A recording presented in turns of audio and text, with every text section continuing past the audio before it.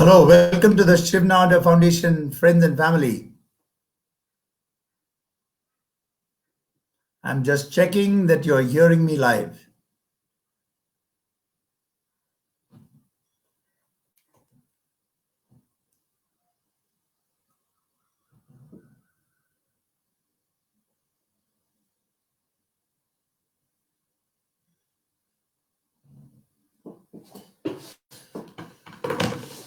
Good evening. Welcome to the Shiv Foundation, family and friends across India, maybe some parts of the world, because a lot of our alumni from the Shiv University have also connected. This is our first event called the Shiv Foundation Conversations. And we thought in these unprecedented, really difficult times for us sitting at our homes all across, locked in, let's get you some of the most eminent people from across to speak to us. And we'll ask them how they're coping with what's happened and about their journey and just learn from that journey. We have for you as our first guest an incredible public speaker, a corporate trainer, a life coach, none other than Dananjaya Hettiarachchi, the world champion in public speaking, 2014 in the Toastmaster. And Dananjaya is also a friend of the foundation. Some of us in the Shiv schools know that he's been part of, here he is, be part of something we did a few years ago, and he came and coached and trained not only our teachers, but also our students. And let me tell you, he made an incredible impression. So welcome, Dananjaya. It's fantastic to have you on the show. Gopal, it's an absolute pleasure to connect with all of you. I'm a big fan of the foundation, and it's an absolute delight to just connect in times like this. It's wonderful.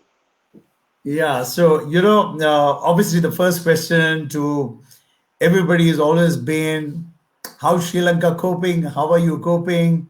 And how's life been for you? Yeah. So Sri Lanka has had a very kind of rapid response to the COVID-19 epidemic. I think we're doing fairly well, compared to some of the other countries that are there.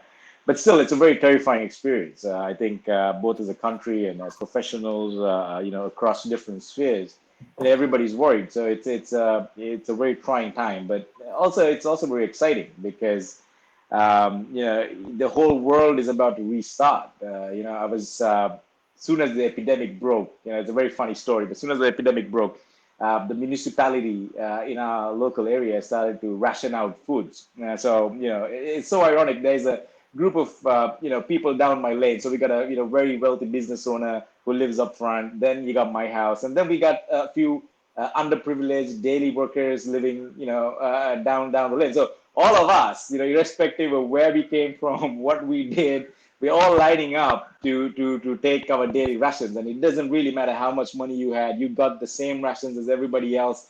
It's a very humbling experience. And I put up a post on my Facebook saying that coronavirus has been a great leveler. We've been humbled. It's time for us to reflect on what's really important in life. And no better time to do it than now. Sure, I'm sure our viewers, some of them may have seen the video and the absolutely phenomenal speech that you gave in the Toastmaster, which won you Yeah.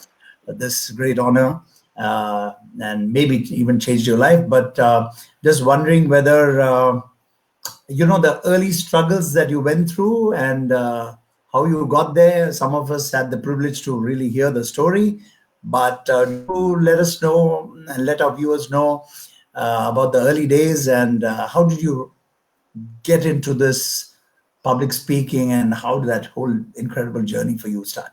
Yeah. So I think three things, right? I think throughout my journey, if I look back at my journey and focus on the three big things that I've learned, and hopefully it will be important to everybody listening in, is that it's a constant story of reinvention and discovery of what you're good at. I've never been a public speaker when I was in school. I was far from it. I was a very average student. After my 12th standard, my dad took me to a Toastmasters club, a Toastmasters program. And it's there that I was first compelled to speak, and that's when I really discovered, that I got this ability of the gap, gift of the gap, and then more importantly, I found the right mentors that could, really harness that gift and make it something better. So, I think one of the ways that I got through the trials and tribulations of my life is, constantly reinventing what I'm doing and trying to discover new strengths that I've had, throughout my journey. The other thing is about, who you kind of surround yourself with. If you look at the speech, I see something in you, and my whole life story is discussed in that.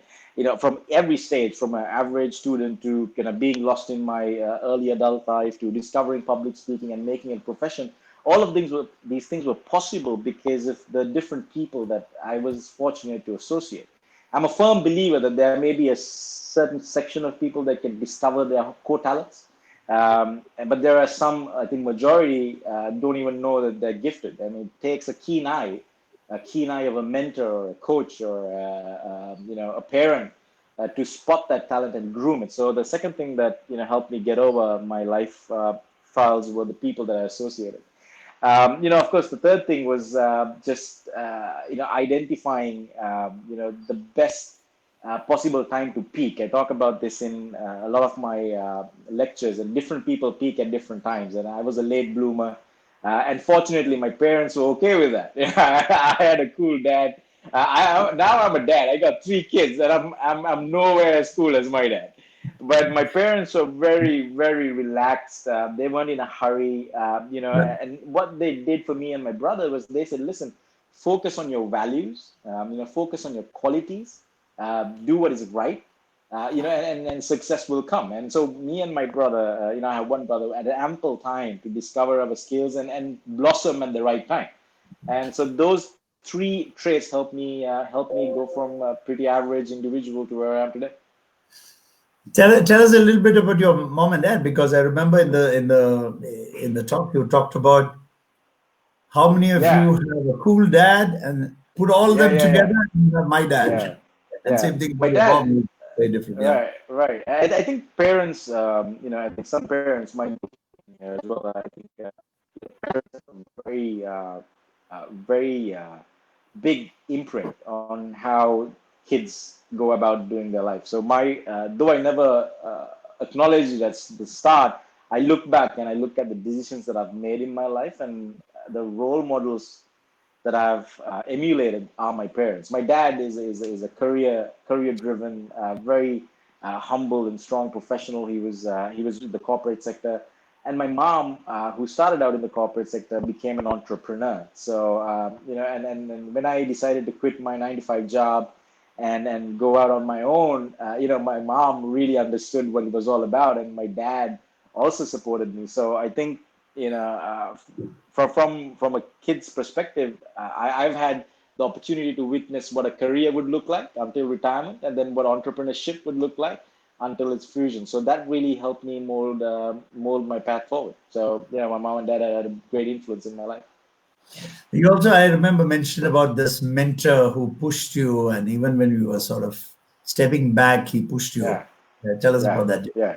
So I was 19 when I entered a Toastmasters club. I had a very very abysmal track record at school, and there was this chap called Arunasalam Balraj who had a vision for Toastmasters. And this was way back in 2007, where Toastmasters in Southeast Asia wasn't very big.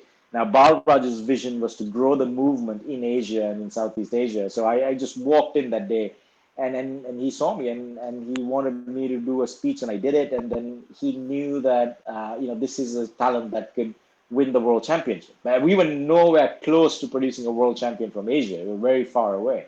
And the contest had been a contest that's been there for 100 years, right? And very hardly an Asian had won it before. So we started the journey, me and Balraj together. And every year when I woke up, the last thing I wanted to do was take part in the world championship, right? I wanted to quit.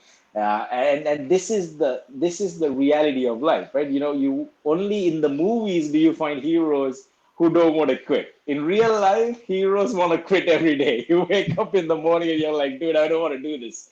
But every time I wanted to quit, my saving grace was there was a few people in my life I couldn't say no to. It's a very important point, a very important trait to have. If you could say no to anybody, then your life is going to be very tough. But if you have a few people that you respect and that you can't say no to, then you have a saving grace. So my saving grace was I couldn't say no to my parents, I couldn't say no to my mentor, and I just did it because I just couldn't say no, and that got me there. 2000, I talk about this in my keynote. 2014, when I won the world championship, I was very confident that I didn't want to take part, and the only reason that I won was because I couldn't say no to Bauer. So he's an amazing individual. He became the president of Toastmasters International, grew the movement from 3 to 4 clubs in Asia to 3,000 clubs across Asia. And yeah, it's a very powerful thing to have a great mentor who looks out for you. You know, the journey to the Toastmaster, the speech, while some of us had the privilege to see, we are about more than 500-600 people logged in. I think questions will start coming in.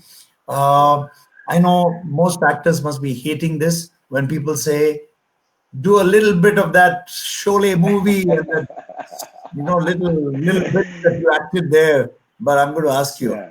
do you think you Yeah. could do a little bit of that? I know you need standing space and moving around, but Yeah. Well, I could do that one line that so that that the in my others are now speech tempted is. to go on YouTube and see that phenomenal. Yeah. Yeah. I think you should get on that YouTube and go to this part where I talk about my mom, and I say, moms cry three types of tears: tears of joy, tears of shame, and tears of sadness. Right? And You're the that same. line, yeah, that line was a hitter for me. It's a beautiful speech. It's been viewed over 5 million times.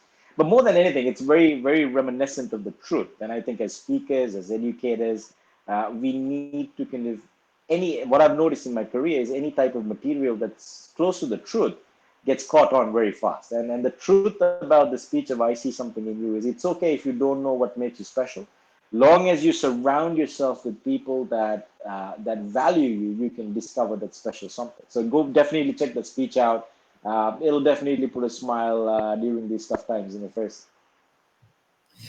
Well, then let's go straight to the event in itself. I remember you mentioned that you failed a couple of times earlier, a couple of years, and you were Yeah. all ready to give up. But how did it feel going there to America and doing the speech? Were you nervous? Were you confident? Yeah, I was very nervous. I was very nervous. I knew it was, this moment wasn't going to come again, because it's a grueling journey. It was a 10-year journey because we're not native English speakers, right? I mean, English is not our first language. Yeah. It took a long time to nail that down, long time to understand the art of telling a story. It takes a huge time to just know how to connect with a global audience, right? I mean, when you go to the World Championship, you've got people from 4 corners of the globe, and they interpret what you say in as much different ways as their nationalities. So it takes a profound amount of effort to kind of focus and lock it down. It took 10 years for me to get there, and on the journey and after getting there, I learned three very important things that even post World Championship. One thing is that after you take away the 10% that's different, your race, color, skin, all of that stuff, we are all the same. I've spoken in 5 different continents around the world, and every time everybody had the same dreams, same fears in life, and this amazing opportunity to just understand that all of humanity is the same. The second thing that I discovered was fear is a very important thing to have. I think fear is actually the foundation of performance. If you're not afraid, you're not moving. And I think that fear of mediocrity is what kind of propelled me across most of my journey. So what I always say when people come and ask me how do I get through the fear of public speaking, I said don't focus on the fear, don't focus on taking away the fear. Try to use that fear to be something better than what you are today. And of course, the final thing is, when you win the world championship, you also become a leader, and everything you say, people tend to believe it, and you got to be very responsible in what you say. and that's something that I've learned to be very mindful about. Yeah. I had a few more questions, but let me jump into some of the audience questions that we have. Right. Um, what, according to you, are the top three things one needs to adopt to become an effective speaker? I think clarity is very important. You got to be absolutely clear about what you're saying. And the second thing is about context and how you're going to make that clarity using context. Is the audience changes depending on where you speak, what organization you speak to, and number three is how close that is to the truth, right? I mean, if you are a professional, and I always say this, you might be talking about leadership, you might be talking about project management, do you believe it to be the truth? Because if you know it's the truth, then you don't have to be afraid to say it. So it's clarity, context, and the truth is what I always say a great speaker needs to have. Clarity, context, and truth. Yeah. Since we are an educational institution, these are great lessons for us. So I've got those down, and we'll share that also for those who are not here. Okay, let's go to one more question. What is the most important thing in life as per your experience, and how do you deal with critical tasks? So the most important thing in life for me is reinvention. I think reinvention is the ultimate The key. whole Uh, world is trying to do that now. Yeah, I mean, make no mistake, right? I mean, if most of us are gonna be flattened by this virus. I mean, most of us will lose everything. Some of us will lose everything, right? From jobs to savings, it's a bad space to be in. But I always believe is when you lose everything is when you can have anything, right? When you become a nobody, you can become an anybody, right? So what I always say in my life is the very fear that you have right now is what you need to let go and embrace and reinvent yourself. And there's no better time to do it than now because everything you have or had or thought you had has been taken away and will be taken away. So it's a great time to build a different world and reinvent something better, even if it's for a short time, something closer to the truth and something closer to something more sustainable. I thought nobody is going to be inspiring in this current situation, but one, you said fear is a good thing. Secondly, Yes. reinvent yourself, and just go forward from there. So probably very apt for all of us in these incredibly difficult times. Yeah. But do you also believe that there's some cosmic message out here from nature, and why is this Yeah. sort of Yeah. happening? Well, 100%. I think a lot of people are trying to figure out the why, but I think what we need to figure out is what type of a world we need to build post COVID-19, right? I mean, it's amazing how the things you thought was important could be taken away from you so soon, right? Today in Sri Lanka, you don't have the luxury of ordering a iced cafe latte or a cafe mocha or whatever. All of the things you thought you could live without. We're now down to living without it, right? And when you really look at it, the only two things you need is food and love, right? And if you have food and love, you can do absolutely anything, and that's what's available right now, right? So my advice is, look around you. If you're well-to-do, feed the people around you, and then more than anything, just give your love. And then these two things are, for me, COVID-19 has made it absolutely clear that these are the only two things that you need to live a happy life. It's wonderful. Fear and love Food, and food. Probably yeah, that's what we had as hunter gatherers 5,000, 7,000 yeah. years ago. So, Absolutely, absolutely, man. I mean, it's amazing. I was just talking to my wife today, and it's such an amazing time to just be a dad, right? So and you suddenly realize that eventually the kids. I got three kids. One is 6. My twins are 4 years old. They don't care about COVID-19. They don't understand what it is. They're happy to have their parents at home. and you realize your job can actually happen while staying from home. so, so, so it's a fantastic time for the truth to come out and realize what's important for us. I'm going to just sort of all the people who have not really seen you before or heard you before, just to sort of tempt them to get back and watch that video. I'm going to little quote on your website. I'm going to quote Right. from what I read on the website again. One of the biggest Yeah. fears we have in life is becoming poor. When you start the game at the bottom, you know how to stretch a dollar to the last. Once you get to the top, you ain't afraid to fail because you know that if you lose everything, you can still make it with a dollar a day. Yeah. How Yeah. do you put that up? And when did you put that up? Yeah. Yeah. This was some time ago, and it took me back to the It's not journey. post COVID. It's not post COVID. Yeah. It took me. It's before COVID, and it took me back to my entrepreneur journey. When an entrepreneur starts out, and I'm sure everybody on this call could relate to this, is we learn how to stretch, 100 rupees, right? I mean, you learn how to stretch 1,000 rupees the last, week, a month, and what happens is when you become successful in life, and when you have, any amount of money that you want, deep down inside you can still live off 1,000 rupees a week or a month, right? So don't be the message of that is no matter how successful you become, don't be afraid to take risks. Don't be afraid to lose everything and start over again to chase that success that you need, because you know you can make it with what you have. And that's what my message. Because a lot of people, what happens is they start off, they get everything that you want in life, and then this whole fear starts to set in, and they're afraid to lose what they have. And when you're afraid to lose what you have, that's when your downfall starts to happen. So don't be afraid to lose what you have. Constantly keep reinventing and learn how to stretch that 1,000 rupee notes to last a week, last a month. Okay, there are several questions popping up here, but just tell us about your life post the World Championship and being the winner, and what all have you been doing? So All for me, these my job has been about traveling.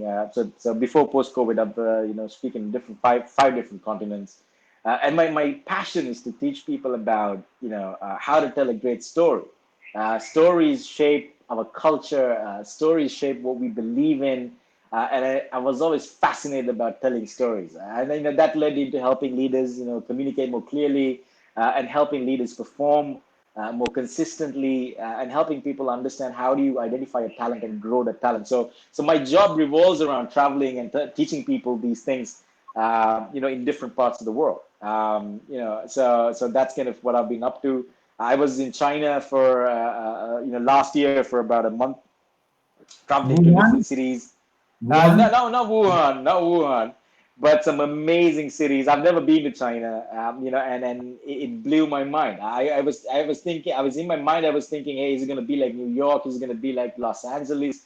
You can't prepare your mind to figure out what Beijing looks like, in your mind. So all of these countries have opened my eyes, and then I've been happy to travel around and impart my knowledge to different types of people around the world. That's what I do. We're going to oscillate between what I have in mind to ask you and also the questions from the audience. There's so much. Yeah. Um, Absolutely. Richa Agarwal is asking, how can you transform from being a closed person to an open person? Right. Once again, I think you gotta fundamentally figure out that assumption. I'm a closed person. I'm very closed, right? I'm actually an introvert, and I only become an extrovert when I get on stage. That's about the only time. You could lock me up with a room with a couple of books, and I won't come out for a week, right? But it's like finding your passion. When you find your passion, you open up. It could be playing a violin, it could be dance, it could be drumming, or it could be speaking. When you find your passion and how to express it, that's when you really open up, right? So don't. There's no concrete way to say, hey, here's what you need to open up. My advice to you is find your passion, and then you will find the location and the circumstances to express yourself, and you'll be fantastic. You'll be amazing when that happens. Brilliant. I'm 60, I'm still learning, so I've been writing all the things that you've been saying. Yeah. Use it again for as many years I have left. Okay. Mahek Jain says public speakers are usually great negotiators in personal life. What is the secret? I mean, the ones you're negotiating with your wife, for example. Yeah, yeah, yeah. That's a big So negotiation. the secret is basically, your the mind to muscle connection, right? I mean, because we speak 8 hours of the day, we can speak as fast as our thoughts can form, right? And that's the key. So when you practice something, and this is not something that's different to anybody else. I mean, from a footballer to athlete to a mathematician, because we do it so much, we are able to quickly get out what our thoughts and our mind, what the logical structure of sentences. We're able to get it out really fast, and that gives us a little bit of a competitive advantage when it comes to negotiations. So that's the real secret. Okay, you did talk about books, but which is your favorite book, and who's your most admired speaker?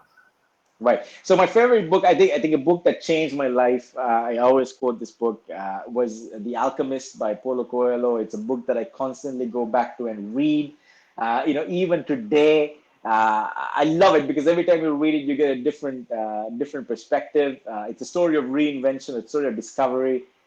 So grab it, read it. That's going to be my recommendation for you. My favorite speaker, I think I got different speakers that I love for different reasons. I don't have one particular reader. If you are a speaker that loves, the debating style of speaking, I would say Christopher Hitchens was the best. He wrote a lovely book called God is Not Great. It's a controversial book, but if you see him speak on YouTube, you'd really admire his finesse. I love Les Brown for emotion and storytelling. He's a fantastic speaker. He is able to grab and keep the audience in the palm of your hand. And those two are like my favorite. Well, I've got a few more, but those two stand out. Okay. Ananda Raman wants to know how do you effectively utilize your time during the lockdown, and tell us about your personal routine. Right. So I'm not in a hurry to utilize my time. So what I do is I go through this creative process, right? And once again, this is, we've got so much of books out there that tell you how to structure your time. It's such a personal thing. So what I do is when my creative process starts with sleeping, I sleep about 10, 12 hours a day. And while I'm sleeping, I'm constantly thinking about what's the next piece of art I want to create, right? So I wake up, I do a little bit of dabbling, I go back to sleep, I read a book, and after about 16 hours of doing nothing, boom, I get that brilliant idea. Then I start working for the next 20 hours, to get that onto a piece of paper or a video or a concept, and then I go back to sleep again. So that's how my creative process goes. And Saurav Pramanik wants to know that I found my passion, but I'm dependent on the pay at the end of the month. So how do I overcome that? No, that's a very good question, man. I think you need to be able to balance your responsibilities with your passion as well. But the good thing about a passion is if you try really smart, not hard, but if you try really smart, you can convert your passion into money. So what I do is I go back to parents and society at large. There are many avenues to convert your passion into money. So as soon as I found my passion, by profession, I'm an HR professional. That was my job. But speaking, was something that I did on the side. It was my passion. So whenever I had free time, I used to go and speak in universities. I got to go and speak in schools. And this is off work hours, right? And I'll tell you, it's a very interesting story. So one day I went to speak at a school, and one of the parents were there, and it was a free gig. It was absolutely free. But I did it with so much passion. Even the parents were really wowed by it. So this guy who was a dad of one of the students came up to me and said, "Look, I got a company. I'd love for you to come and talk with my staff." It was a small company, about 13 people, and he paid me for it, right? So, that's how you connect the dots. You try to do your passion as consistently as possible, create the visibility to yourself, and somebody will be there who will come up to you and say, "Listen, I'm willing to pay you X number of dollars or money to do this." So it's about getting yourself out there, showcase your passion. Somebody will see it, and there will be someone who will be willing to pay for it if it is something that's great. I met Virender Sehwag the other day. I asked him a question I always wanted to ask a top level cricketer that, Right, is there a bit about talent at the highest level which can be taught? Can everything be taught? Can you really train to be a great cricketer, or is it some sort of thing is inborn? right. So here's the same question from someone who's asking, uh, is it is public speaking something that can be taught, or is it like you're born with it? Right. So let me And put if it this it way. can be taught, then obviously the follow-up would be, how do you do that? What are the skills? Right, How do you right, work at it, right, right? right. So let me answer that question because it's a very important question. But I'll start with this premise, right? Hard work always wins when talent doesn't work hard, right? So that is a very important quotation. So you might not have a single talent, but you could beat someone with a talent if you work hard. That is a fundamental truth. But if you have a talent and you work hard, it'll be easier for you. So how do you know whether you have a talent? There's three things, right? And I call this, the three-prong test. Number one, if you have a talent, number one, Dan, can you right? hear me? Just Okay. like, yep, Yeah, no, we yep. lost Can you you for hear a me? bit. Now you're okay. Now you're Okay. back. Okay. Great. So there are three things to know whether if you have a talent. Number one, it comes easy. For example, if you're a dancer, it comes easily to you. If you're a speaker, it comes easily to you. If you're a mathematician, it comes easily to you. If you have a talent, that thing comes easily to you, right? You don't have to put a lot of effort. Number two, no matter how much you do it, you never get sick of it, right? That's when you know you got a real talent because you don't get tired of doing it. Number three, you can teach it to somebody else in detail. So if you have something in your life that falls into these three things, that's the start of you identifying your talent, right? But you might not have it. It's okay. But if you work hard, you can convert anything that fits into that mold of talent. So that's probably my answer to that, Gopal. Okay. This is a question I think we've all wanted to ask you. Jennifer wants to know, when are you going to start writing books? That's a very good question. I think probably when I have something meaningful to say, right? I I think you think have I, lot of things very I, meaningful to I, say because yeah, you're already listening.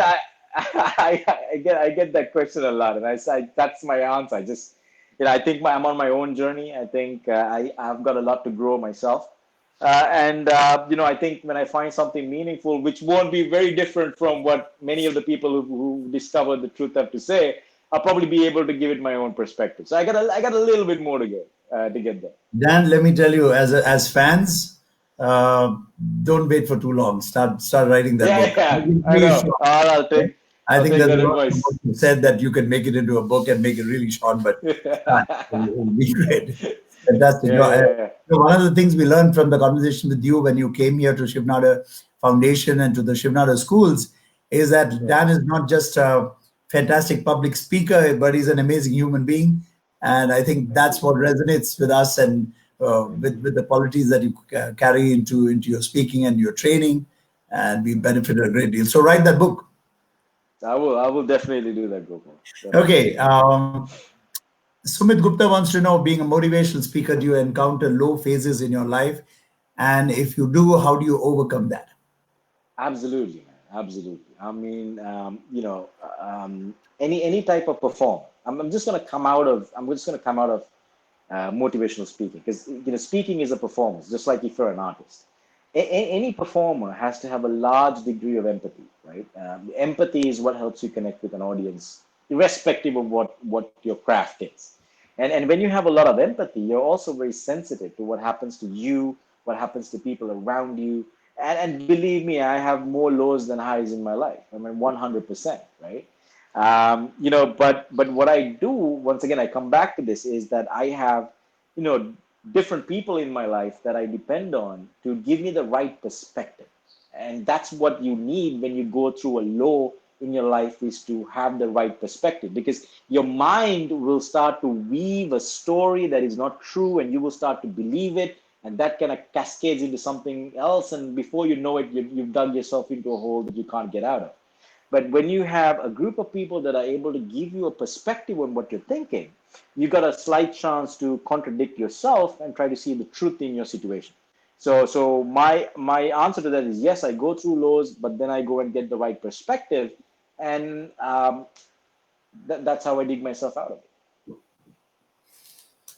Okay, I hope all the leaders of the world right now have got right advisors because they're going through a phase which one human Yeah, mind can't quite fathom. If they have about absolutely. 15, 20 great brains or maybe 30, 40 great brains around them, probably they'll do fine by their country. Okay, Devang Patel wants to know, sometimes giving a closure to a conversation is very important. Being a Toastmaster myself, sometimes I find it challenging during the impromptu sessions. How do you come up with on spot closures? Sorry, Gopal, I lost you right there. Okay. Did you repeat? Devang Patel, he wants to know, sometimes giving a closure to a conversation is very important. Yeah. Because being a Toastmaster myself, sometimes I find it challenging during the impromptu sessions. How do you come up with on spot closures? And I don't know what on Okay. spot closures are. No. I get what you mean. You know, The you know. best way to close a speech or a conversation is to be brief. Sometimes when you do impromptu speaking, you try to over explain something, feeling that you have not communicated clearly to the audience. So how you close something is my favorite way is to just keep it brief and close with a powerful statement. And I think that's the best way to go. I see a lot of speakers struggle because they speak impromptu and then they start to over explain something, feeling that they have not connected or explained something to the audience. So keep it brief, have a couple of powerful statements, and make a big, bold, brash statement, and then close your conversation or impromptu speech. How did you close the Toastmaster 2014? I see something in you. Yeah, I said I see something in you and threw a rose to the audience. That is brilliant. It's such a brilliant Yeah. speech. Okay, we are coming towards the end of this amazing session with Dananjaya Hettiarachchi, Toastmaster 2014 winner and motivational speaker, corporate trainer, and life coach. So I'm going to leave the last 3, 4 minutes to you, Dan. You can also give us a Yeah. message at the Shivnada Foundation. We look forward to seeing you when things get back to normal. We definitely look Yep. forward to seeing you at the university. I'm sure a lot of people will be now looking forward to being part of maybe a session for the MBA students or maybe for everybody. But 3 minutes, 4 minutes, Dan, all yours. Thank you so much. But Yep. I leave it to you.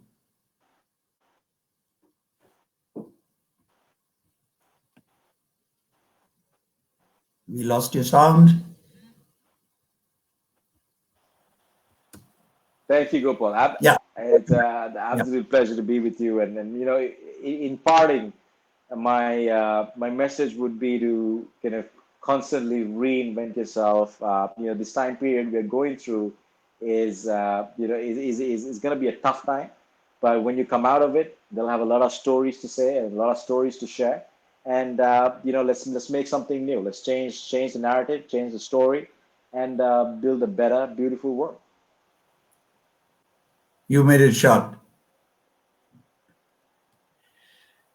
Thank you. Thank you so much, Dananjaya. As Mr. Nadar said when he met you, don't call him Dan. His name is Dananjaya.